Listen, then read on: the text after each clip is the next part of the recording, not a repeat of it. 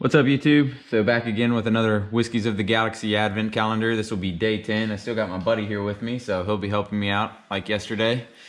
Go ahead, open this up, pull out the Hitchhiker's Guide. Find day 10 on here, right there.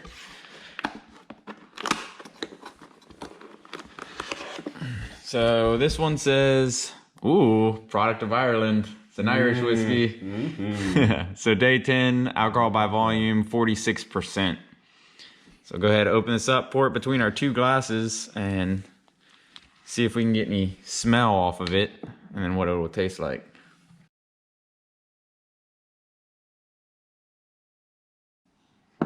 Set that guy down. Definitely smells like an Irish whiskey. Oh yeah. I would have 100% agreed. Definitely. Yeah. That has the bold smells in there. Definitely smells like an Irish whiskey. All right. We'll give her a taste. Cheers. Cheers.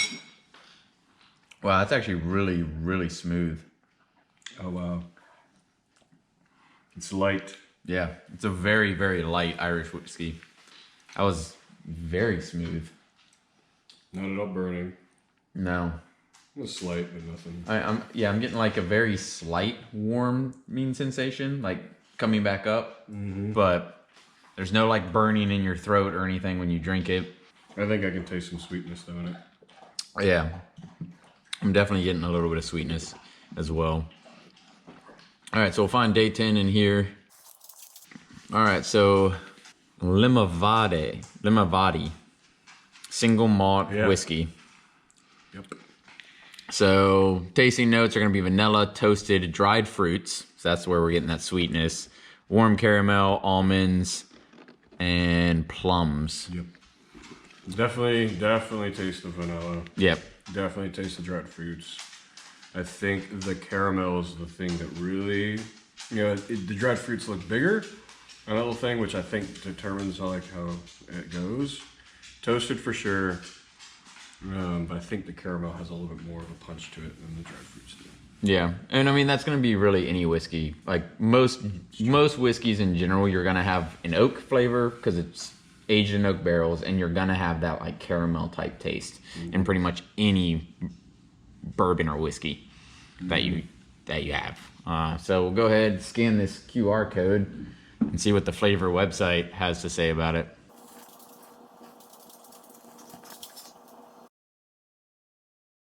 So this is not about the actual whiskey itself, which is weird. So I'll do a search to find the actual whiskey. This QR code took me to just learning about Irish whiskey. So we'll go through this and see what it says. So it says, Irish whiskey is the fastest growing spirit category in the world. The earliest record of whiskey production in Ireland dates to 1405.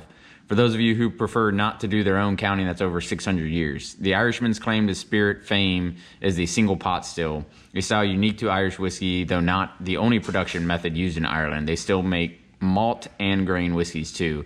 It's a triple distilled whiskey made from a combination of malted and unmalted barley. About 100 years ago, the British government taxed malted barley, so the Irishmen outsmarted them by using unmalted barley for the distillation. Take that. Irish whiskeys have fewer hard and fast rules than some other spirit families. The majority of them are triple distilled, but not all. The majority are made in a pot still, but not all. The majority are unpeated, but not all. However, Irish whiskey must be aged for at least 3 years in wooden casks of a capacity not exceeding 700 liters. The exemplars of Irish whiskey are light, smooth, yellow, and gold in color, with a spicy snap and a backdrop of fresh grain. Are you a true fan of the spirit? Browse our selection of the best Irish whiskey under $100. So we're actually going to do this little search feature and try and find this specific one. So Limavady. All right, so Limavady single malt Irish whiskey got a 7.4 out of 10.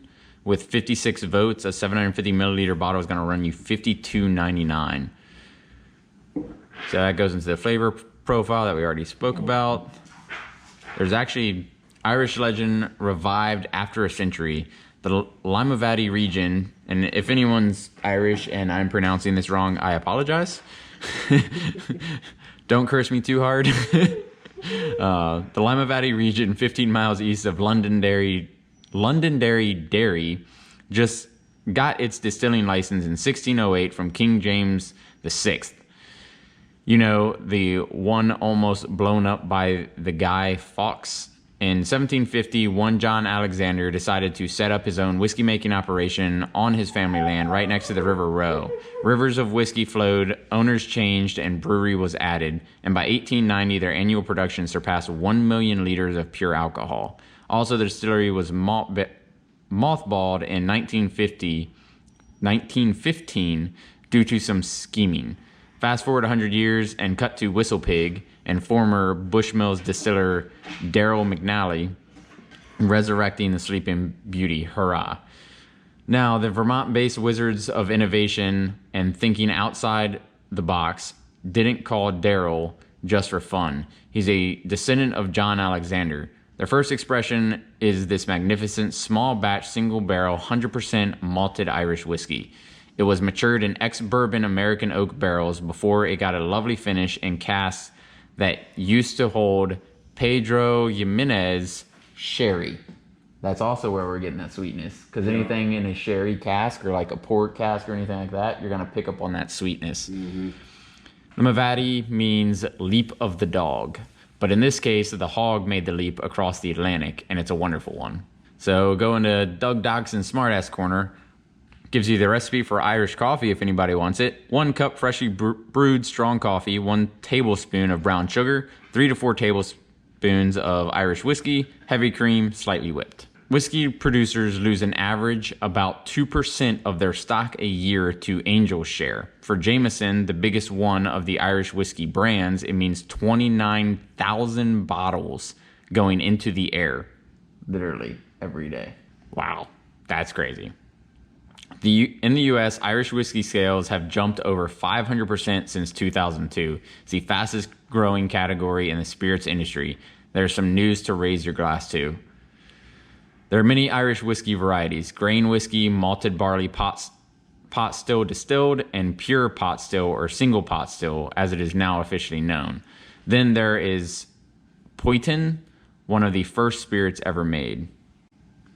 Irish whiskey became the most renowned whiskey and the most popular spirit in the 19th century after the outbreak of phylloxera. Did that say phylloxera? Yeah, okay. Phylloxera. And a total devastation of cognac production in France. Irish whiskey, back to the beginning.